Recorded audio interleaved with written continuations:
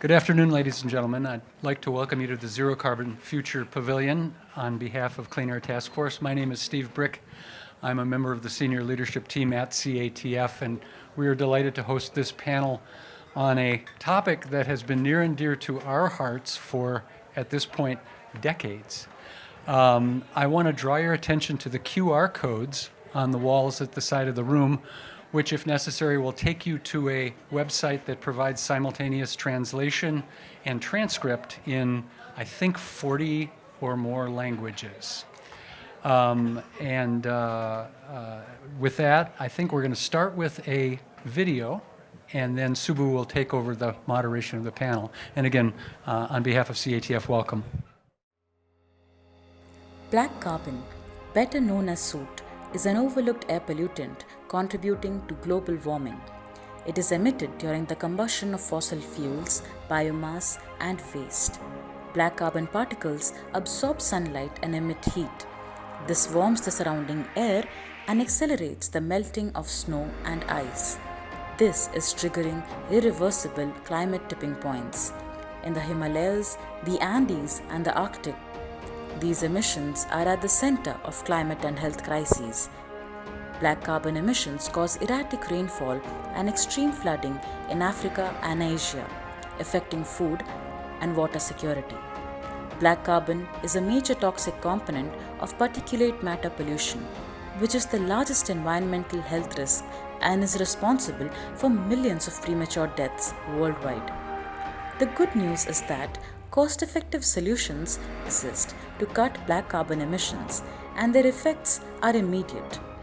These solutions are complementary to essential deep decarbonization measures, offering a comprehensive approach to tackling global warming and climate change. As we meet at COP28, it is time to mainstream reductions in black carbon emissions to avoid climate tipping points, enhance sustainable development and resilience, and improve air quality and health.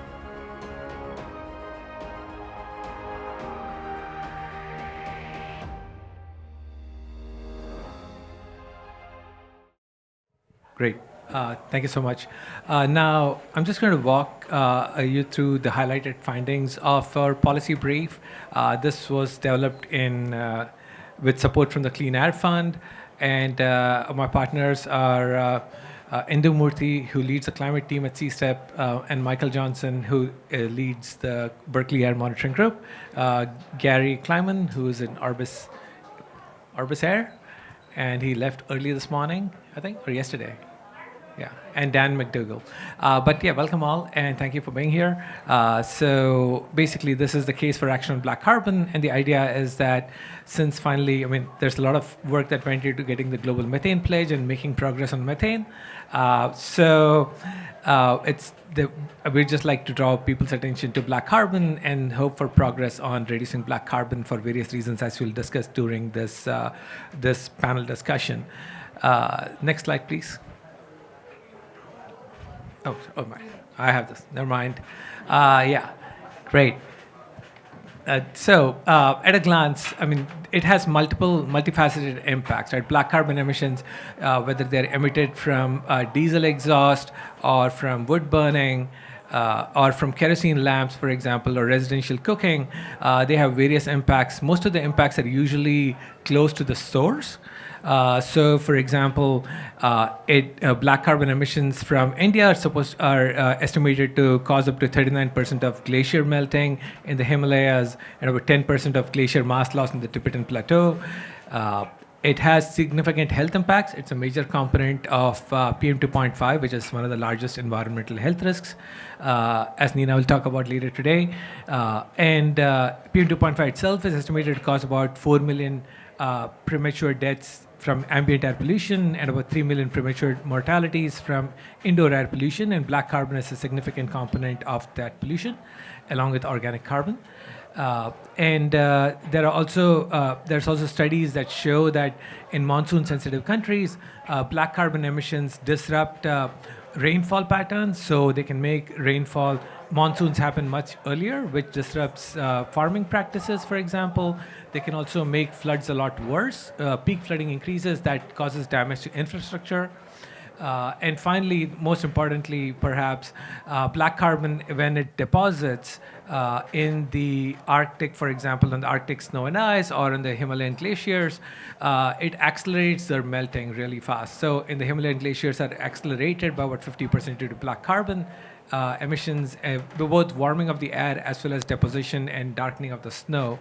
And so that those are critical tipping points that we want to avoid. And like I said, they have regional impacts, oftentimes close to the source, but also when they get transported and deposited far away on the Arctic or the Himalayas. At the same time, we see these emissions all over the globe. So, for example, the forest fires from Ghana, for example, would impact the West African monsoon. The emissions from, say, shipping near the Arctic or from gas flaring near the Arctic that Paula will talk about, for example, or diesel generators from communities, remote communities that live near the Arctic that immediately deposit on the Arctic snow and ice. They have those regional impacts there. Black carbon emissions from Asia affect flooding over Asia, and so on and so forth. And there's also forest fires all over the world as well. And but there are solutions, again, as the video nicely said. Solutions do exist. Technology has been demonstrated. Action has been put in place, but it can be significantly scaled up even further. And so the first case study that we have is from Lighting Africa, which is the success of Lighting Africa has led that to be rechristened as Lighting Global, a program with support from the World Bank, where over 32 million solar lanterns and home systems, tier 1 and lower, have been deployed across Africa. It's a very sustainable, successful business model, and there are several million more tier 2 solar systems that actually power more powerful devices as well, and all of these contribute towards moving us towards SDG 7. SDG 7, right, Michael? Yeah, that's the energy Yeah, access. thanks. Yeah. Okay, great. Fantastic. And so it also avoids a lot of black carbon, especially because in Lighting Africa, a lot of these homes use kerosene lamps before they had access to electricity. And kerosene emissions are almost entirely black carbon, basically dark black soot. So that causes indoor air pollution, but also has other effects. And so we have estimated to avoid about 24,000 metric tons of black carbon emissions since 2016. Like I said, there's also communities that live near the Arctic, and the Canadian government has this program called CERRC. They have spent over $100 million to provide at least part of the year electricity to 100 plus remote communities in the Yukon, for example. And it's a town with just 250 people, but they just putting the solar panels that work for several months of the year, not all year round, obviously, that still avoids 190,000 liters of diesel. That's removing 140 cars from the road. The brick kilns are a huge problem in South Asia. I think the South Asian region produces about 27% of the world's brick production, and that can contribute almost the entirety of PM 2.5 pollution in some cities in South Asia. And so, but there are zigzag kilns, for example, that are a step towards cleaner kilns like electric kilns.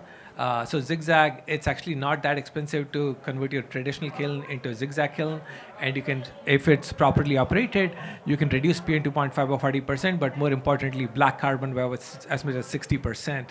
And so that's really a black carbon rich source that can be mitigated using relatively simple techniques, or at least reconfiguration, and also not a whole lot of money that is required for it. But people do need to be trained for it, for example. And that has impacts on health, food insecurity, melting of the ice, extreme rainfall. And so the last one is forest fire management. And so forest fires, they can, if we can reduce them, especially near, say, the Arctic, for example, or not near, or near the Himalayas, that's that much less black carbon that deposits on the snow and ice, and you can avoid that much more snow darkening and melting. But it has been challenging because a lot of these fires are started by people for various reasons, whether it is for land management, agriculture, and then that sometimes spreads into forest fires, or or wildfires. But with the help of communities, for this, there is an initiative in Ghana where the community-led fire management has actually reduced the wildfires. So people have been educated on the dangers of wildfires and said, okay, well, even if you have to light fires for whatever reason, let's not spread that into a full-blown wildfire. And so the forest fires have been reduced by as much as 78% in just 4 years. And if you can do something similar, say near the Himalayas, for example, that would reduce black carbon emissions right near the Himalayas, which is pretty important as well. And actually, the project was so successful that there's a company that has actually taken over after the grant ran out, and they're running it as a business using carbon credits. And so we make a number of recommendations, both for governments, for funding bodies, as well as for scientific research. Among the highlights, especially since we are at COP, we want to look at currently 17 countries in the world include black carbon in their NDCs in some form or the other, whether it is Nigeria that says 40% reductions in black carbon, or Colombia or Chile, which also do similar magnitudes of reduction by 2030, or others which talk about the solutions that will have co-benefits in terms of black carbon reductions. But we would like to see more countries actually target black carbon in their NDCs. That will then open up financing, because these intervention projects are now actually targeting and reducing black carbon and aligned with the country's climate policies. That would be really helpful. Multilateral development banks, for example, could prioritize projects that decarbonize black carbon-rich sources, and philanthropies could support NGOs who raise awareness about black carbon and fill critical financing gaps that cannot be met by either governments or by multilateral development banks. And finally, there are still some uncertainties around the overall impacts of black carbon, and we do want to reduce that by doing further research. Even though black carbon is a significant air pollutant and has impacts on the climate, it is missing from either of these regulatory frameworks. And for example, the World Health Organization in 2021 had a new set of air quality guidelines released that talked about the importance of black carbon, but they couldn't set a target for it because there's not enough epidemiological data, and because there's not enough black carbon monitoring as much as PM 2.5, for example. And so if we do increase the amount of monitoring, if we more widespread monitoring as well as more regional climate modeling, for example, to understand the localized impacts of black carbon, would really help us close these uncertainties. But the point is that we don't necessarily need to wait to start implementing these measures, because it's obvious that it reduces air pollution. It will have benefits for the climate, and so the case studies show that these solutions exist, and they just need to be implemented on a wider scale. And with that, I will start the panel discussion. And I'm just going to give each of our panelists about 3 to 4 minutes to introduce themselves and talk about their interest in black carbon and what brings them to this panel. I'll start with Indu. Thank you. My interest is from the climate adaptation and resilience angle here, because I head a team which actually looks at both mitigation as well as adaptation. And given that this is a wonderful case where you can synergistically achieve both, and from a developing country perspective, building resilience and adaptation is a must. There is no go otherwise. And that's something that could be achieved when you actually tackle the problem of black carbon in a shorter time span than what you would achieve when you actually go for long-term decarbonization scenarios. That's what interests me in this entire issue around black carbon. Thank you very much. So my name's Nina Renshaw, and I'm head of health at the Clean Air Fund, which is a philanthropy. We are worldwide, and we exist because of the nexus between climate and health.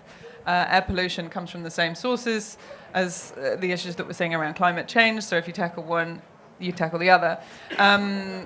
Our thinking, so I lead our health portfolio and our health work. The thinking is that talking about health is less partisan, is less divisive. People are more willing to look for solutions with a greater sense of urgency, potentially. And if we're talking about air pollution's health impacts worldwide, actually some new figures came out just as we were all headed here a couple of weeks ago. The global death toll of air pollution is now over 8 million. It's 8.3 million, according to a study published in the British Medical Journal a couple of weeks ago. That's just from PM 2.5 and ozone, so actually that's rather conservative. And within that, over 5 million of those deaths are from outdoor air pollution from fossil fuels. So that should be focusing minds here as well. I think what's been great about this COP, for the first time, health has been put at the heart of it. We haven't heard health at a COP before. We've never had a health day at a COP before. So COP28 should be memorable for that. I would hope there's no going back. We've had an intergovernmental climate and health declaration, which is now signed by over 140 governments and picking up more governments day by day, which is great. I think that firmly means that they're kind of the health rationale for climate action and the health organizations who are here, also entities like World Health Organization, UNICEF, and so on, they're firmly in the tent from now on for COPs, which I think will be great. So we are looking at a bit of a flow through in terms of policy decisions over the next year or so between COP28 and COP29. So I think the health and climate movement will go away from here really quite optimistic about what comes next. And what immediately comes next is that the World Health Assembly, so this is Ministers of Health meeting next year in Geneva, for the WHO to decide their work program and budgets and so on. They're going to be adopting a climate and health resolution in May of 2024. And then the World Health Organization is going to be hosting a second ever global air pollution and health conference, which will take place in Accra in Ghana in October of next year. And then we'll be in, as we now know, Baku for COP 2029. And we think air pollution will be unavoidable as a topic there. So it will focus minds once again on the health impacts. Thanks, Stephen. All right, yeah. Thanks, Subu and Indu and Nina. So I'm Michael Johnson. I'm the technical director at Berkeley Air Monitoring Group, and I mostly work on household energy related interventions and measuring impacts in that sector. Household energy is responsible for about 50% of the black carbon that's emitted globally every year. So it's a huge source. We're not going to be able to tackle the black carbon and health issues if we're not tackling the household energy issues. So that's kind of my background. I also want to circle back to the slogan that we see around a lot about the energy transition being a just transition. And I think this is a really big part of it. Right? We know that we need to decarbonize. We know that we need to act quickly. But at the same time, there are pathways that will get us bigger co-benefits, bigger health benefits, and bigger development and economic benefits in the short term. So the pathway that we get to limiting our emissions to a place where we're going to meet our climate goals, that pathway matters. And mitigating black carbon is a big step, I think, along that pathway. It has the potential for perhaps the greatest health benefits and economic benefits and resiliency benefits. It's packaged up in a way that is, I think, unlike a lot of these other pollutants. And I'm not saying they aren't important. Methane's important. CO2's, they're obviously important. But if we can prioritize those BC-rich sectors, which provide greatest benefits, that will help us with that just transition as well. Thank you. So I'm Paula Garcia. I'm the Latin America Policy Manager for Clean Air Task Force. Like Steve mentioned earlier, CATF has been focusing on super pollutants for about 20 years. And mainly one of the super pollutants that we focus on, and especially recently, is methane because of its ability to slow down climate change before the 2030 mark and making sure we're keeping that limit to 1.5 degrees Celsius. That being said, we recognize the importance of black carbon and have also focused on that earlier, and especially when we think about it in terms of co-benefits of mitigating black carbon when we mitigate methane emissions from the oil and gas sector.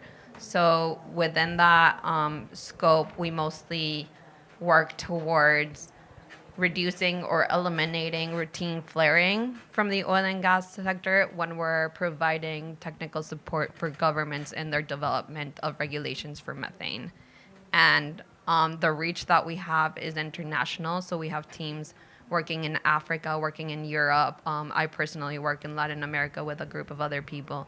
So we have had a hand in supporting the development of methane regulations throughout the world, and we now have about 20 national and subnational regulations focused on methane, most of which include something related to flaring, which will in turn result in a co-benefit as it relates to black carbon mitigation.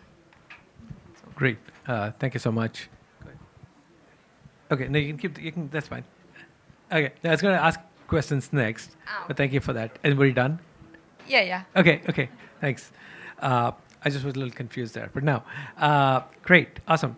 And so with that, the way it'll work is I'll just ask some questions for each of the panelists, and then we'll open up out to the floor for further questions.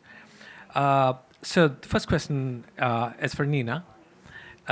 So as we recognize, 8.3 million premature mortalities from air pollution, from just PM2.5 and ozone, right? So what do we know about the role of black carbon in particular, and the co-emitted pollutants from black carbon sources in the health impacts in those 8 million mortalities? Thanks. I think the key number to retain is that the share of black carbon within PM2.5 is between 10 and 30%. You guys will correct me if I'm wrong. Meaning that black carbon has a disproportionate share of mortality within PM2.5, and there's, I think, this is where you guys will come in, but still some kind of comparative toxicology work that needs to be done. The thinking is that the black carbon within PM2.5 may be actually more harmful than other components of PM2.5. There's still research to be done in that area. But what we do know is that black carbon is particularly damaging for cardiovascular health, so heart attacks, ischemic heart disease, strokes, neurological damage, and so on. And that black carbon is also proven to have an impact during pregnancy and on birth outcomes, low birth weights, and so on. Also, as has already been said, in contrast maybe to other co-emitted pollutants, CO2, it has a very local impact. So there's really a driver to tackle this at source, where it's emitted within people's homes or in local communities, industrial installations, and so on. You get those benefits in the health of the local community actually remarkably rapidly. There have been studies looking at PM2.5 from transport, for example, in London. When you take measures that are dramatically reducing that, you can see even sometimes within days. We saw similar with Dublin phased out smoky coal in the 90s, and you saw within days, weeks, months, similar natural experiment around the Beijing Olympics in China a few years back. Reductions in hospitalizations in terms of people having asthma attacks, in particular kids having asthma attacks, reductions in hospitalizations for strokes. So I think, as I was saying, kind of the health argument of talking about black carbon is kind of making the case for urgency and making the case for how quickly you can start observing the health benefits at the very local level and very rapidly as well. Great, thanks. Actually, that just reminds me, one of the big sources for black carbon is oftentimes diesel transport. And that also is a huge source of NO2, which has health impacts as well, right? Yeah. Would you talk about that a bit? Yeah, absolutely. With NO2, so we're working with an organization called Health Effects Institute. We support an annual report called State of Global Air Quality, which looks at comparative regions around the world and how trends are developing in terms of the health impacts of all kinds of different air pollutants. The SOGA, as we call it, report for next year is going to have a focus on NO2, and in particular drawing out of that the impact that it has on children and asthma around the world. So next year's report is going to be co-produced with UNICEF, which I think, again, adds that urgency, adds that kind of case for action. And we're seeing just exactly how it affects kids. If we're talking about cardiovascular disease, that tends to be the other end of the age range, but actually this is affecting babies and children. Even before children are born, you're starting to see the differences because of low birth weights. And there is a huge correlation between stillbirths and miscarriages and exposure to PM2.5 during pregnancy, which is terrifying. But there has been great developments in China over recent years. The number of stillbirths and miscarriages has fallen dramatically, order of magnitude of hundreds of thousands of babies a year, because of the great strides they've made in particulate pollution in particular. Great, thank you. I'll actually switch to Michael for a minute. We talked a lot about, a lot of that is just ambient air pollution. But Michael, you worked a lot on household energy. One of the case studies that we have is on kerosene-rich lamps. I'll start off with more of a health question, though, is that, I mean, you've been involved in a lot of health effect studies, and so what does that tell you about, and a lot of these studies are in the global south. And so, and these are all, so tell us more about that in terms of the type of the source and the impacts that you're seeing in your studies. Yeah, great question. So first, I'd say this is another area where, just like in ambient air quality monitoring, we don't have nearly as much evidence. We don't have as many studies that have focused on black carbon and measure black carbon for household energy or exposures in these contexts. So there's not much, but the few studies that have measured black carbon and health effects have actually seen some stronger associations. So I think you alluded to this, Nina, but there's a study in China that looked at exposures to PM2.5 black carbon and effects on systolic blood pressure, and it found the associations with black carbon were stronger than with PM2.5. And then I've been working on a study called the Household Air Pollution Intervention Network trial, which is the biggest randomized controlled trial looking at the health effects of transitioning from biomass stoves to clean cooking technologies, in this case LPG. And we found the effects on birth weight to be also more strongly linked with black carbon than with PM2.5. So these are a couple of examples, and my guess is that there are probably more relationships like that, but we just don't have as much evidence yet because black carbon hasn't been measured in a lot of these studies. So it's suggestive, and I think this is why the WHO has said this is a pollutant that we're really interested in. We have these best practices. Go measure it, come back to us with some additional information so we can make some guidelines or more concrete recommendations about what we can do with guidelines for black carbon. Yeah. Fantastic, great. And I think when we do the, for example, the WHO, the global burden of disease, for example, I think a lot of those studies really assume all components of PM are equally toxic. But I think there is possibly evidence that black carbon and similar components may be more toxic than others, like combustion source pollution may be more toxic than just mineral dust, for example. But again, I think that's still research that needs to be done. I'll move over to Paula. And because you talked about flaring and the work that Clean Air Task Force is doing on reducing flaring, I think you mentioned about 20 regulations so far, and working in Latin America and Africa and other parts of the world. When I think of gas flaring, I tend to think of, this is just some flaring in like the remote Bakken, for example, or in the Arctic where it's remote from anybody, there aren't a whole lot of people nearby. But is that not the case? What impacts do flaring emissions have on other nearby communities? So flaring emissions, and when we look at them, they're not only black carbon, but also there are other hazardous air pollutants like benzene that can cause cancer. So it is like a multiple pollutant issue when we talk about flaring, and there is a correlation, a statistical relationship between proximity to flaring and flares and the communities nearby. So there has been statistics that indicate that within 5 kilometers of flares, there's going to be a higher incidence of premature births, and there's going to be a higher incidence of some congenital diseases, among other diseases in general, because of the higher exposure that they have to black carbon, to benzene, and even to other VOCs. That being said, CATF did a satellite analysis of the populations living in proximity to such flares.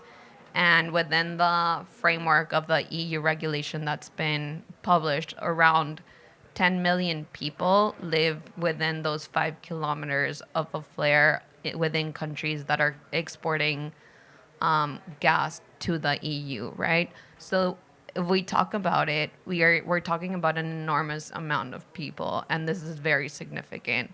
So when we think about the mitigations that can be done to either eliminate routine flaring, to have also flares operating within best practices, all of that is fundamental to make sure that we're preventing these illnesses to nearby communities.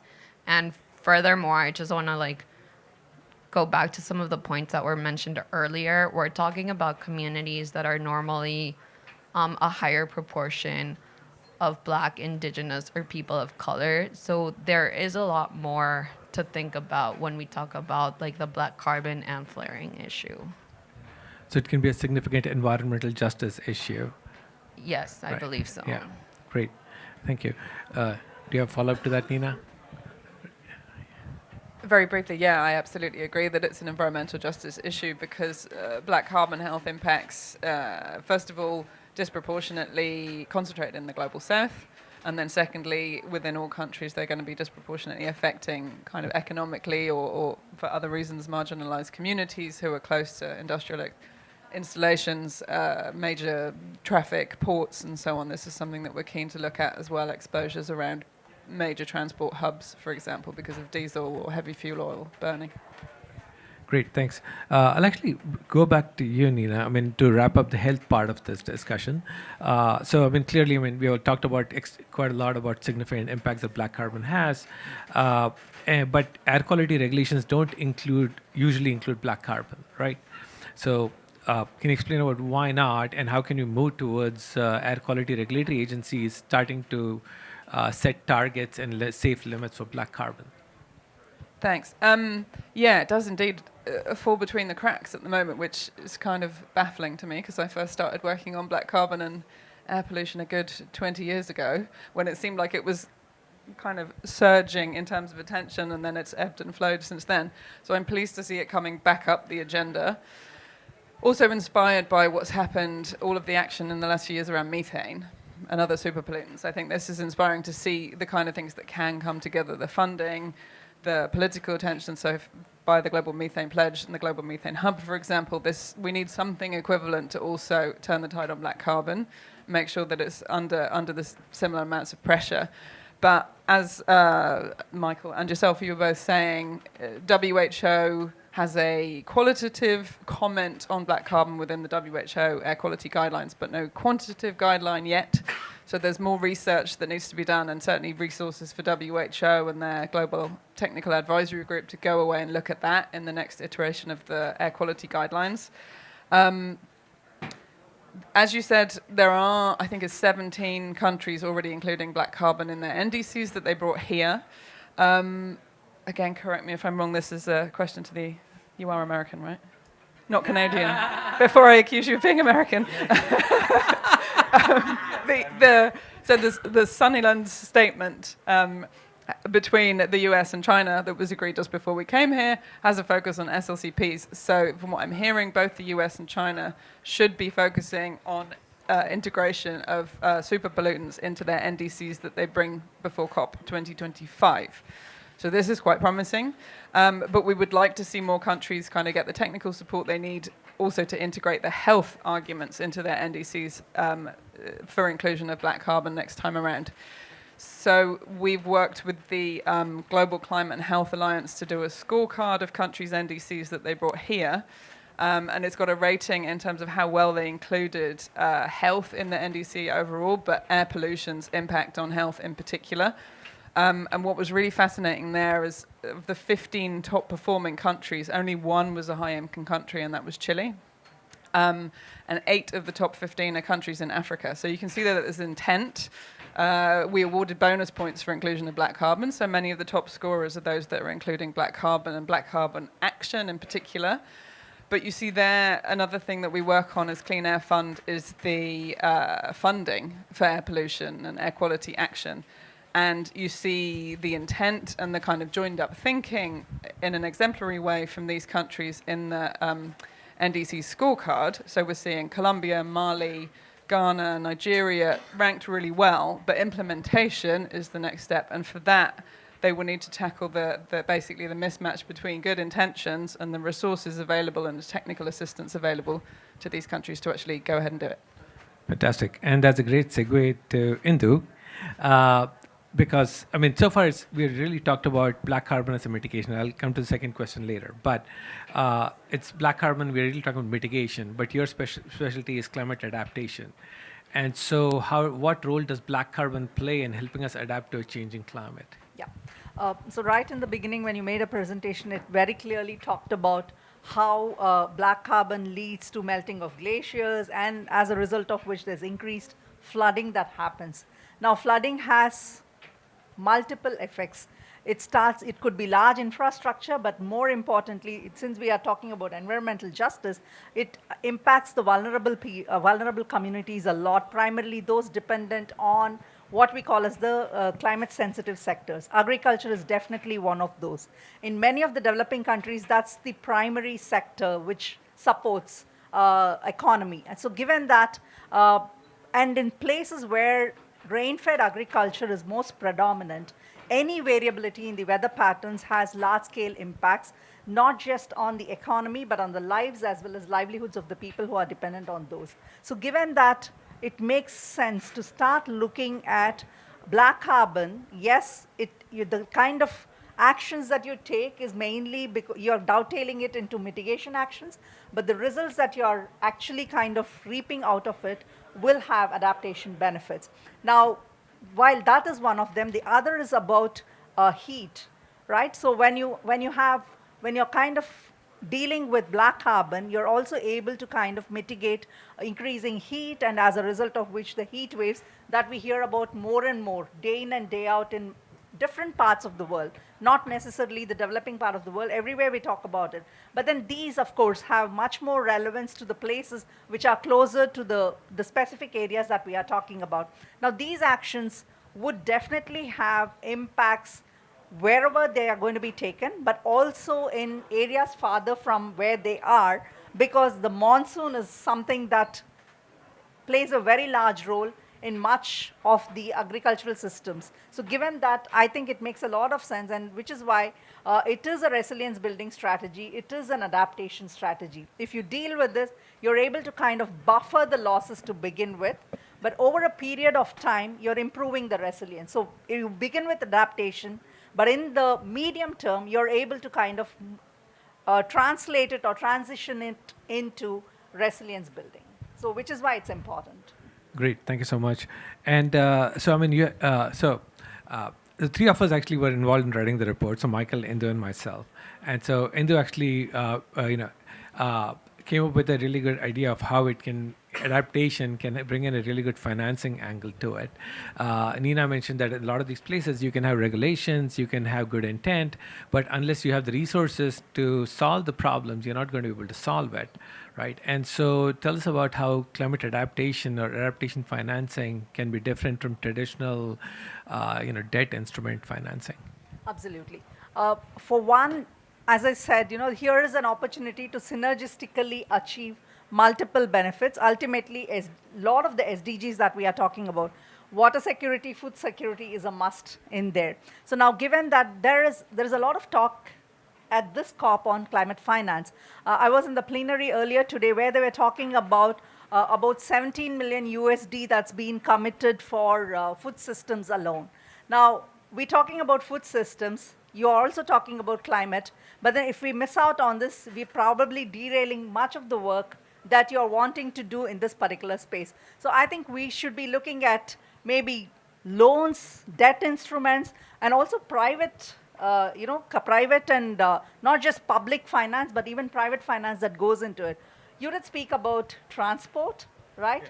So there, I think there's a lot of role for bringing in a combined finance there, not just looking at the traditional instruments, but much of it could be, a lot of the things that we are talking about in our brief as well, where basically you're just introducing an additional lens. There's a lot of finance that's already available for much of the work that's being done.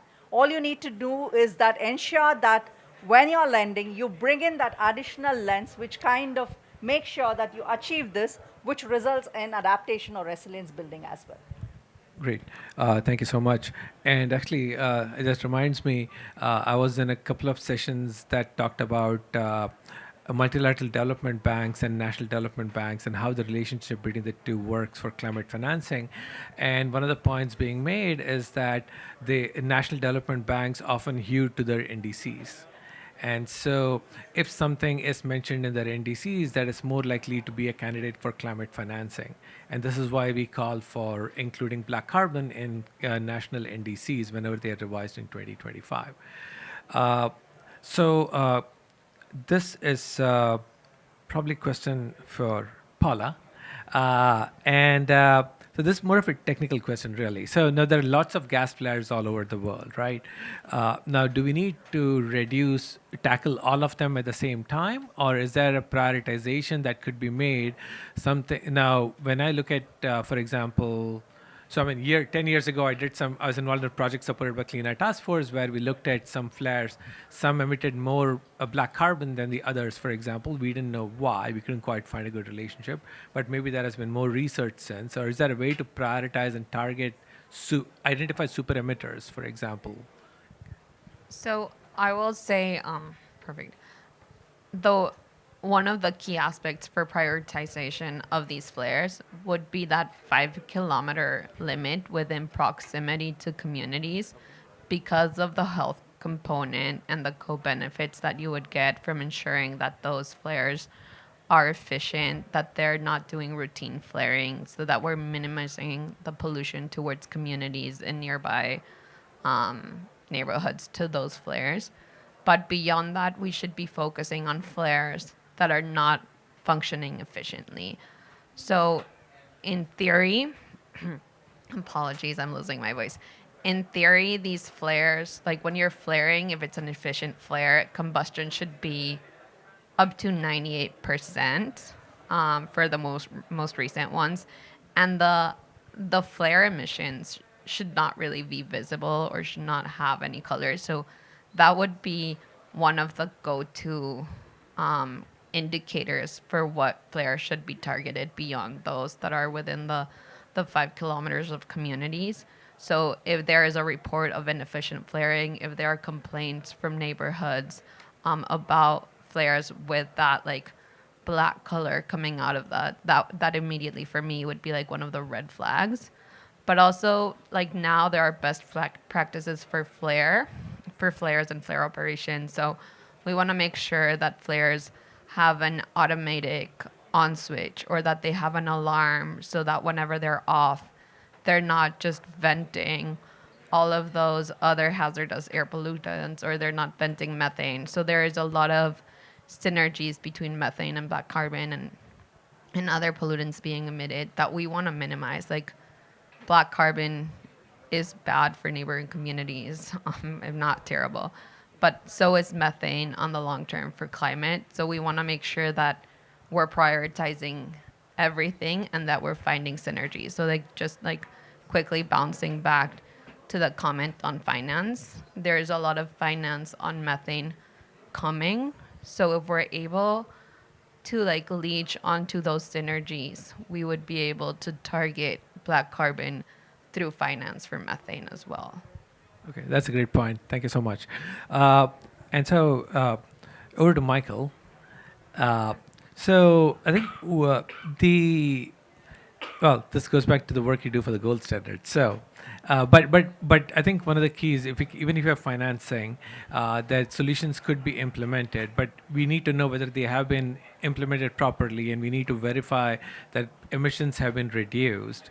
And I know that this is some of the work that you're trying to do through the gold standard. I mean, could you tell us more about that, or are there other ways to actually track progress in implementation of solutions towards reducing emissions?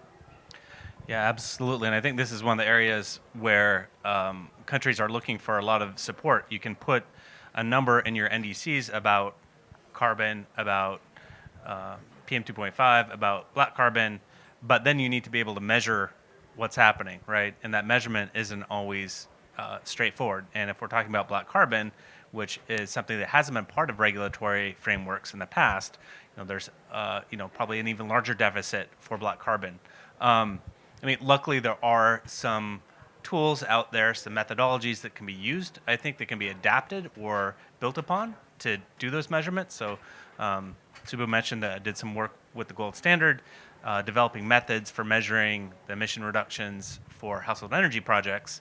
It's not that hard to take those and add on a black carbon component to that. In fact, there is a type of methodology that does that now, but again, it's not part of a regulatory framework or part of NDCs. It's just a voluntary thing that a project developer could do if there's a buyer that wants to buy a black carbon type of credit. But again, there are similar approaches that can be used. There are methodologies out there for a variety of different sectors, and the measurements for black carbon don't need to be that complicated. It's just another layer to piggyback. You don't need a whole new framework. You don't need a whole new system. So there is, I think, strong potential for that, but at the same time, they don't really exist right now. So. Great, thanks. So I guess one sort of roadblock that exists to some extent for black carbon, but not for methane, is sort of the CO2 equivalent, right? I mean, so I think we know that methane, for example, is about 86 times as powerful as CO2 over a 20-year time frame. But black carbon, I've seen varying numbers for that, though it only lasts a couple of weeks in the atmosphere. So do you have anything to say about that, Michael? That's a tough one. So you can add on as well, Subu. But yeah, so one of the problems, one of the challenges with black carbon is it's not readily included into the regular carbon markets. Carbon markets can take methane because we know of an easy way to convert methane into a CO2 equivalent. Right? It's evenly dispersed around the globe. It stays in the atmosphere long enough that you can make some reasonable assumptions, and that makes it easy to include in carbon markets. But as you said, black carbon doesn't work in the same way. It has different warming effects depending on where it's happening, and it has all these other effects that are just harder to capture in a metric that is universal, right? So it's unlikely that you're going to see black carbon converted into CO2 equivalent for the purposes of NDCs or other regulatory frameworks. At the same time, there's still that opportunity to emphasize black carbon as a co-benefit to leverage carbon finance and other mechanisms where there's already carbon trading going on. So if you have a portfolio of projects and you're a host country, for example, right, you can prioritize those projects which are in the BC rich sectors, or vice versa. Say you're a buyer country and you're looking at countries to purchase credits from under Article 6.2, you can also say, hey, we have this much money to invest, but we're going to prioritize those sectors that have, again, BC rich mitigation potential. So there may not be a great way right now, at least, to include black carbon explicitly in those mechanisms, but there are ways, I think, to prioritize it, and it sounds like Nina might have some additional thoughts as well. I just think because of the health impacts of black carbon being so significant, if you're talking about the financing, it's also really essential to make sure that health is included in the cost-benefit assessment of the investment, and from a donor perspective as well. So make sure that the health benefits are captured, because that's going to be such a huge part of the economic case for action around black carbon, and try and capture the health inequalities benefits as well from an environmental justice standpoint that we were talking about before. Because the health conditions that we're talking about that are affected by black carbon include cardiovascular disease, include lung cancer, include asthma. These are such huge cost drivers for every health system now, including sub-Saharan Africa. You know, non-communicable diseases are fast outpacing infectious diseases as the major drivers of cost in the health system. And this is, I think, a piece of the puzzle which is left behind at the moment because of that falling between the kind of sectoral stools of health, environment, urban planning, industrial permits, and so on. So I think if we can join up the pieces of the puzzle, and again, just coming back to my excitement about having a health day, having a health declaration here, like I think, you know, we're paving the way to kind of join up the rationale for action on black carbon in the future. Please go ahead. Yes. We're all so excited about this. Because we're talking about metrics, adaptation metrics are still a gray area. But however, I'm part of this international platform on adaptation metrics where we are actually trying to find ways in which, because you need proxies here, you cannot measure them directly when you're talking about resilience and adaptation. So I think we will need to borrow some of those when we bring in the black carbon aspect into the NDCs, and then look at measurements and metrics for looking at all of these. Yeah, I think dollars often end up being the most important denominator in all this, right? So, methods that can convert things to some type of a quantitative dollar metric in the health system, wherever the case is, I think are often very useful for countries who are weighing the costs and benefits of mitigation actions. But I was just also going to mention that there are some tools right now that are explicitly designed to quantify the health benefits of energy transitions, and they probably exist for ambient, larger ones as well, but there are tools and methods where you can, they're basically based on the same integrated response curves that estimate the global burden of disease. They're just kind of miniaturized for a project. There's like these mini models. Okay, this is what you're doing for this project. This is the exposure reduction you're going to get. This is then the corresponding health benefit. So you can quantify at least some of these in a way that's kind of fit for purpose for results-based financing that can be layered onto some of these projects. So there is some excitement around that area. I know of it for household energy areas, but there may be similar things that exist for ambient as well. Great, thank you so much. So we did start a few minutes late due to technical difficulties, but yeah, I had not sent them the link for the presentation. So, but in any case, so we will run a little bit over time, but on the other hand, for now, I do encourage you to download the policy brief. There's a QR code there. You can download it and read it. I'll open to the floor for questions, so please. Yeah. Well, my name is Ajar, and it's my colleague, Maria. We came from the Bishkek. It's Kyrgyz Republic, Central Asia.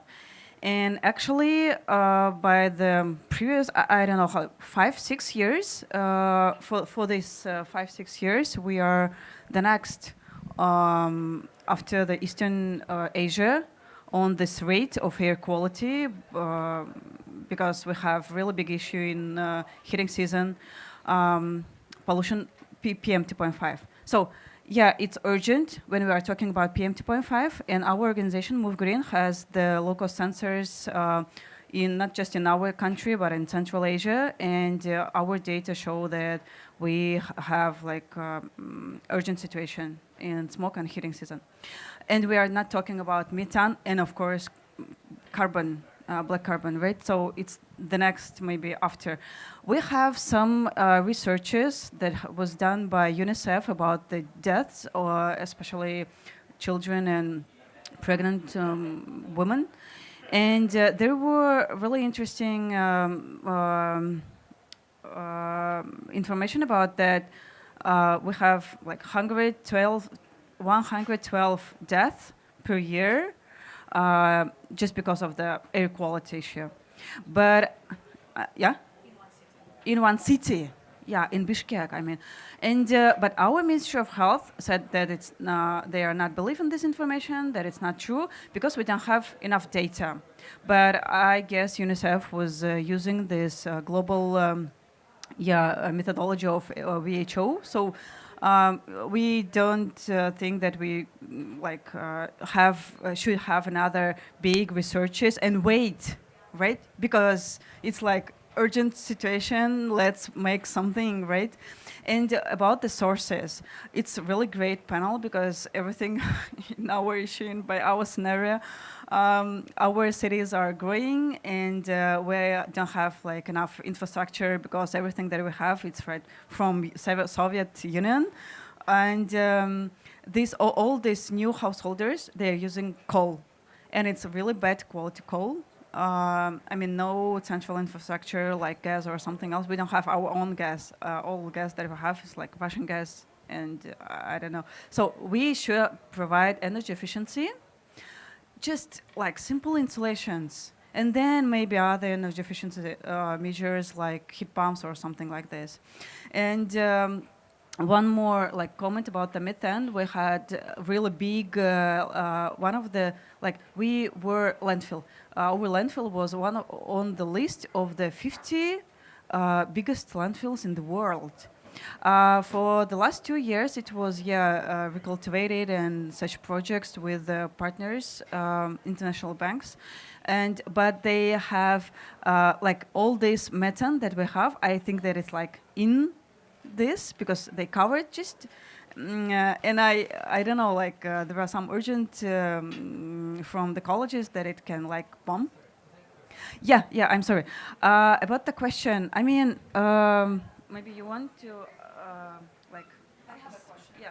Okay. Oh, sorry. Like we were not preparing for this because I just came later. Like my colleague, maybe she gave some background. But my question would be like for everyone who would like to answer, but talking about from perspective of activists who are advocating for clean air in our region, what would be your bold solution or key message? Like for us to advocate with our governments, like using your expertise and your background. So this is the question.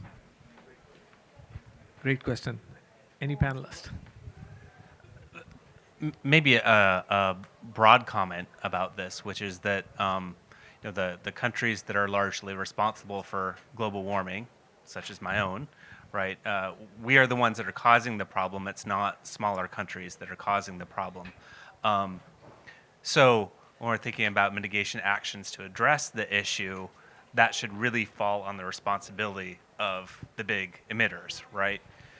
At the same time, what we've been talking about up here are the co-benefits. There are immediate development and economic benefits of reducing black carbon that any country can benefit from regardless of its impact on global warming, right? So if you're decreasing your impacts on weather patterns, that means that your infrastructure is going to be safer. Or you might have increased economic development because tourism will be better because your glaciers will be intact for people to go and explore. There are immediate things that I think politicians and decision makers might be more affected by that aren't about climate change per se, even though they have a climate change benefit, but are tangible, real benefits for your country. And each country is going to be idiosyncratic. You listed off many of the things in your country, but what you listed, there are probably lots of things that are immediate health benefits and quality of life benefits that could be accrued. So, Great. yeah. Thank you for the question. I really appreciate it. And it sounds like you have a lot of the elements that you kind of need to build success of in terms of advocacy campaign and mobilization. You mentioned you have low-cost sensors, for example. So you can kind of marry up the data that's available internationally. So you mentioned international studies. The UNICEF study is a really shocking one. As I was saying before, we work with Health Effects Institute. They do a comparative study, air pollution in different regions, in different cities in Central Asia. Definitely the cities report that they published last year, it's really highlighted as a region where there's severe and urgent need for action. Some things that I would suggest is, well, obviously you have youth advocates already on the case. This is brilliant. Maybe bring in younger children to talk about their experiences. So marry up the kind of internationally available data with people's personal experience. There are some amazing advocates here. There's a group called Warrior Mums in India who are here, and they talk about how asthma affects their own children, how how air pollution affected their pregnancies, and so on. And it's really kind of very personal level stories, and that is very difficult for a politician not to engage with those kinds of stories. Also, Mums for Lungs is an equivalent advocacy organization based out of the US, but I think they've gone international. And you were saying as well, kind of it doesn't have to be super high-tech solutions. It can be things as simple as housing, insulation, as you were saying. So it sounds like you're very much on the right track already, but very happy to tell you more about some of our projects and see what you can take from that. Great, thanks. Jason. Hi everyone, thank you. I work for an NGO/university called Urban Better at the University of Victoria. So we do youth advocacy around air quality monitoring and narrative building to sensitize and mobilize communities. My question was around sustainability and balancing livelihoods. So one of the cities we work in is Lagos, and most of the emissions from there stem from imported vehicles that come in. So I'm just trying to think what would be the appropriate messaging, because this is quite I was getting a lot of anxiety listening to the black carbon. And if I'm stuck in traffic for 3 hours every day and I just want to get to work, I don't know, it will be easy for me to shut this out and just kind of survive, if you know what I mean. So yeah, so livelihoods, sustainability, rapidly urbanizing cities, etc., etc. Quick answers. We're running out of time, but anyone? Nina? Lagos, Monica, you probably know this already, but Clean Air Fund, we've recently done a report on 6 African megacities, Lagos being one of them, the rapidly developing ones. We've done air pollution projections through to 2040. So business as usual, or what could happen. So it's across 6 African megacities. And on a do-nothing trajectory, they lose 6 to 8% of their collective GDP just from the damage caused by air pollution. So there's a huge economic case for doing something about it. A lot of that is health costs and productivity costs. Yeah, time wasted in traffic. So we're not helping that case. But yes, the purpose of that report is to show that there's an alternative to that, and there's actually relatively simple measures around traffic management and good things that are happening in some of these cities on kind of renewal of the vehicle fleet to move towards cleaner or even e-vehicles at some point. Ghana has just adopted some really interesting new legislation which should be speeding that up and move towards electric vehicles in Ghana, which might be something that's worth looking at for other parts of the region as well. And I think the Minister of one of the ministers from Uganda basically talked about their energy transition plan, where they had e-mobility is a huge component of their move forward of their development. And Rwanda is basically putting higher taxes on older vehicles. A lot of African countries import vehicles. So basically, the older the vehicle you import, the more taxes you have to pay. And so that tends to make people get newer vehicles. But Chaitanya. A quick question. I think, Nina, you had referred to it as a super pollutant, right? So there have been some questions, and I hope I've got this right, that it can't be converted into CO2 equivalent. Metrics are still being worked out. There's some more evidence which is required. My question is, do you think there's enough evidence for governments to regulate this, to actually come out with policy? Because they're usually quite fussy about a ton of data.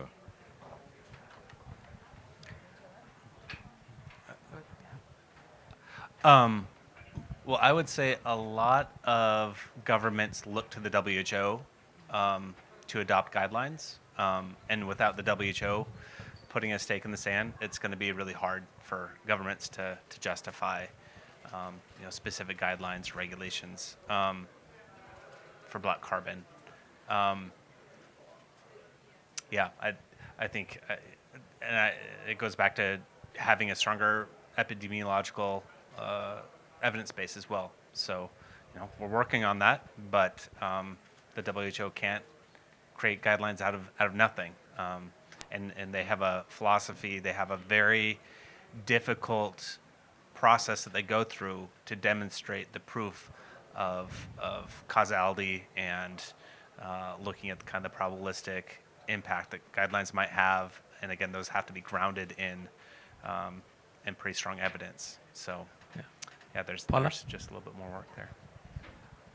I'll just add a brief comment to that. Is that I would suggest looking at it by sector, so it might be easier to regulate like open dump burning from a different perspective and having black carbon as a co-benefit. The same with oil and gas, right? You will regulate flaring and make sure operation conditions are ideal, and the co-benefit for that would be black carbon. So you have to find, until something concrete is set, you need to find the alternatives so that you're still moving towards that goal.